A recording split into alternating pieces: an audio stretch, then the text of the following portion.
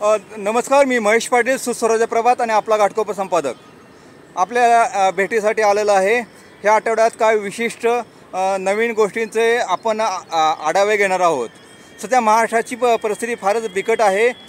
कारण का तर इथं 1760 पक्ष आणि त्यांचे 1760 नेते कोण कुठल्या विभागात काम करतं आहे इथल्या जनतेलाही कळत नाही. नेमकी पक्षांचं डबल नामकरण केलेलं असल्यामुळे सध्या शेतकऱ्यांचे प्रश्न बिकट होत आहेत. त्यात मराठा आरक्षण हे रिझर्वेशन मोठ्या प्रमाणात चिघळलं गेलं आहे.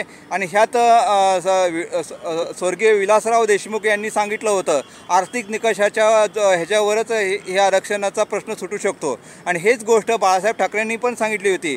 पण सत्य जर ही लोक मान्य करतील तर खरं ना, गेले कित्येक वर्ष हा प्रश्न फक्त मुद्दाम रेंगाळत ठेवून त्याचा इलेक्शनला निवडणुकीसाठी कसा वापर करता येईल, एका समाजाला कसं वाईट टाकून इतर समाजाने एकत्र येऊन त्याच्यावर अटॅक करता येईल. जसं की ब्राह्मणांसाठीच्या बाबतीत हेच झालं. 2000 जेव्हा देश स्वतंत्र झालं त्यानंतर ब्राह्मण आणि त्यांची नीती कशी वाईट आहे हे दाखवून 3% ब्राह्मण हे अमेरिकेत गेले आणि ते बुद्धिमत्तेच्या जोरावर त्यांनी त्यांचा स्वतःचा विकास केला. पण आज 34% मराठा समाज ह्या गोष्टीला सामोरं जात आहे आणि संघर्ष करत आहे. त्यांना शिक्षणापासून आणि नोकरीपासून वंचित ठेवण्यासाठी ही फार मोठं षडयंत्र म्हणता येईल.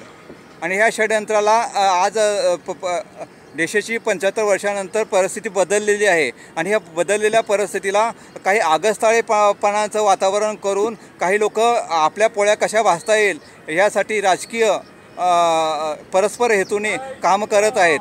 आणि यात मित्रात आणि समाजात एक द्वेषपूर्ण भावना निर्माण होत आहे. याचा फायदा पुढे जाऊन कुणालाही होणार नाही. त्यामुळे हा प्रश्न लवकरात लवकर सोडवणं हे काळाची गरज आहे. जय हिंद.